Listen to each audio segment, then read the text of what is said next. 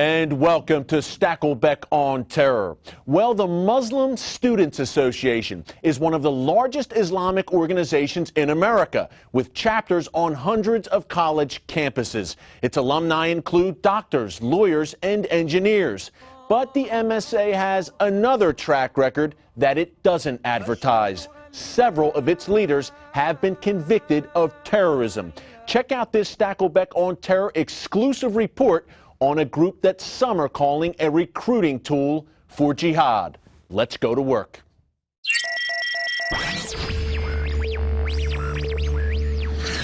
Many Muslim and liberal groups complained about recent congressional hearings on homegrown Islamic radicalism.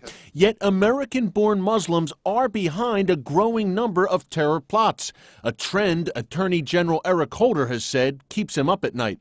Many of these homegrown jihadists once belonged to the Muslim Students Association, a group with thousands of members on college campuses throughout the U.S. and Canada.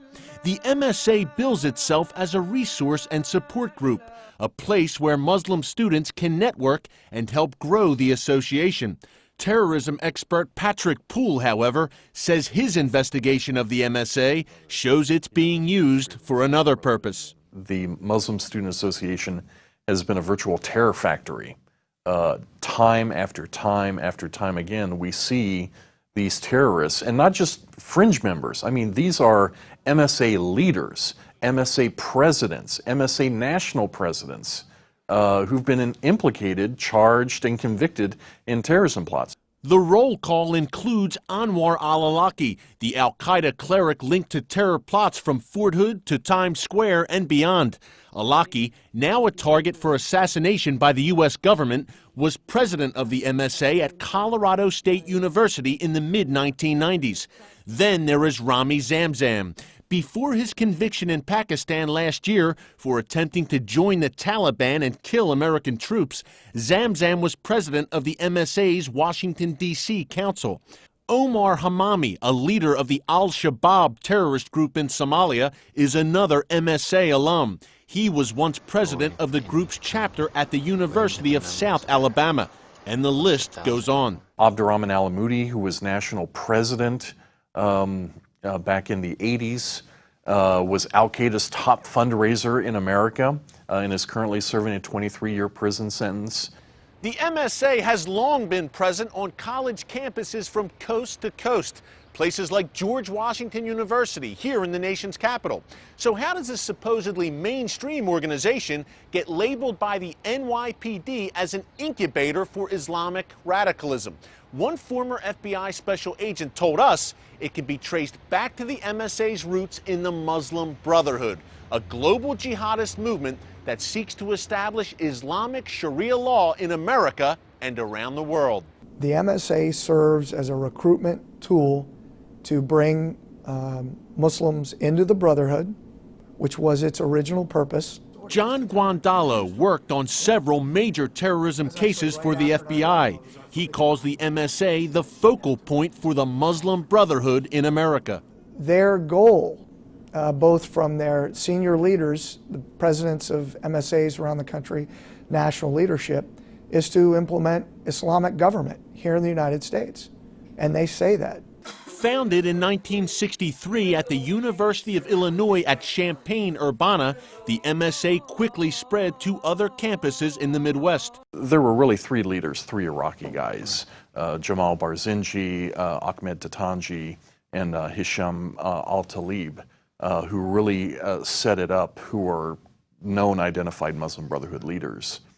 And from there, MSA became kind of the mothership of all the Muslim Brotherhood front groups. In 2004, the FBI uncovered an internal Muslim Brotherhood document in which a leader identified the MSA as one of, quote, our organizations and the organizations of our friends. Part of the MSA's on-campus strategy is to aggressively confront pro-Israel speakers. The Muslim Students Union at the University at California, Irvine, an MSA affiliate, was suspended by the school after members repeatedly heckled Israel's ambassador to the U.S. during a speech last year. Another MSA member endorsed genocide against Jews during an exchange with conservative commentator David Horowitz. I'm a Jew. The head of Hezbollah has said that he hopes that we will gather in Israel so he doesn't have to hunt us down globally. For it or against it? For it. Thank you. Thank you for coming and showing everybody what's here. The MSA's national body did not respond to CBN's request for comment on this story, and the organization has not officially addressed the pattern of terrorism arrests involving its former members. Again, the MSA was created in 1963 by Muslim Brotherhood operatives. The Brotherhood's motto, the creed it lives by, is this: Allah is our objective, Quran is our law, jihad is our way, dying in the way of Allah is our highest hope. Now check out this clip featuring the MSA's Pledge of Allegiance and see if anything sounds familiar. Allah is my Lord. Islam is my life. The Quran is my guide. The Sunnah is my practice. Jihad is my spirit. Righteousness is my character. And paradise is my goal. For I enjoin what is right. I forbid what is wrong. I will fight against oppression. And I will die to establish Islam. As you can see, the MSA's pledge closely mirrors the motto of, surprise, the Muslim Brotherhood. With a pledge like that and intimate ties to the Brotherhood, is it any wonder that MSA leaders have not only defended Osama bin Laden, but have been charged with terrorism themselves? The bigger question here, though, is this: what, if anything, is the FBI and our government doing about the MSA? And how many more MSA leaders need to be arrested for terrorism before Washington wakes up? Well, shifting gears to another threat on the home front, Hezbollah. What's that, you say? Hezbollah is based in Lebanon and only targets Israel? Wrong. Hezbollah has also been targeting Americans for years, and the group's operatives have a presence today right here on U.S. soil. I recently sat down with a former U.S. Army counterinsurgency expert to break down Hezbollah's capabilities in the Western Hemisphere. Watch this.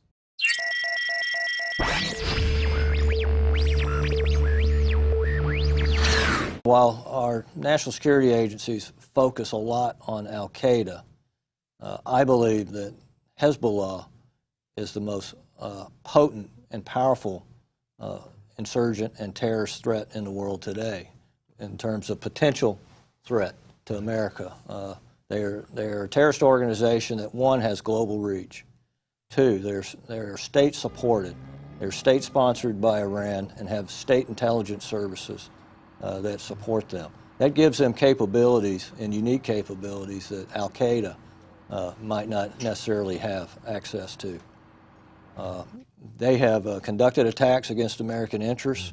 They routinely surveil American interests around the world. This is more like a terrorist militia almost, which, as you said, has a state power behind it. Well, it's a terrorist organization. I mean, obviously they can conduct terrorist attacks, but they're also a paramilitary organization, as we've seen in their recent conflict with Israel. They are moving to more of a conventional military capability, a conventional military that can fight guerrilla warfare in Lebanon. As Secretary Gates remarked, also, that they have more rockets and missiles than some states do. And we know we have a Hezbollah threat inside America. I mean, it's there, it's latent. I hope the FBI and our national intelligence agencies have a good picture on what the Hezbollah presence is in America, because that is a card they could play if the United States ever decided to engage in any type of military or coercive action against Iran's nuclear programs, to the point that the Iranians could use their surrogates in Hezbollah to attack American interests right here in America. And conflicts with Israel, which they've had many, they could target Israeli targets and Jewish targets in the West as well. Well, yes, they can, and they've done that. And the Jewish Center bombing in Buenos Aires, Argentina, I know that well. I served in Argentina. They have demonstrated that they have global reach, global capabilities to strike targets. And as I said, they routinely surveil American interests so that we know that they're there. Coming up, an on-the-ground report from Israel on that ship carrying Iranian weapons to Hamas in Gaza.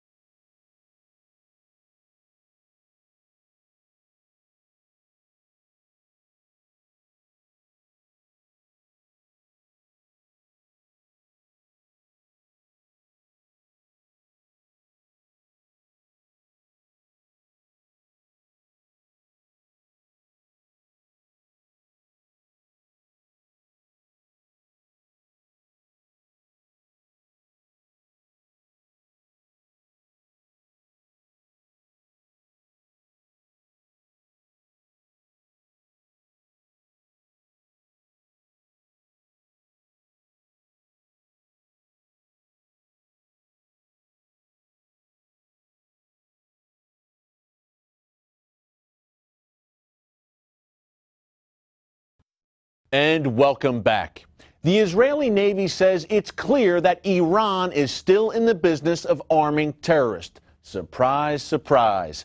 Proving that point, Israel recently intercepted a ship carrying 50 tons of Iranian weapons that were bound for Hamas terrorists in the Gaza Strip. Now, the UN might not care about that, but here in the bunker, we do, and so should you. Here's CBN correspondent Julie Stahl on the ground in Israel with more.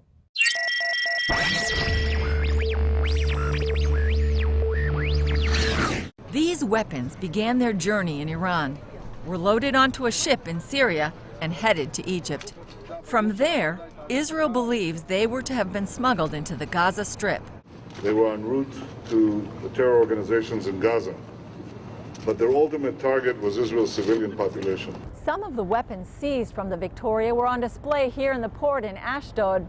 For the first time, one of these shipments included what Israel called a strategic weapon. I'm talking about the C-704, 6 missiles that are short to sea with a range of 35 kilometers, manufactured in China, and we know that Iran also has it. Known as the Nasser 1, this cruise missile carries a 300-pound warhead, which would have given terrorists the ability to threaten civilian and military vessels off the Gaza coast.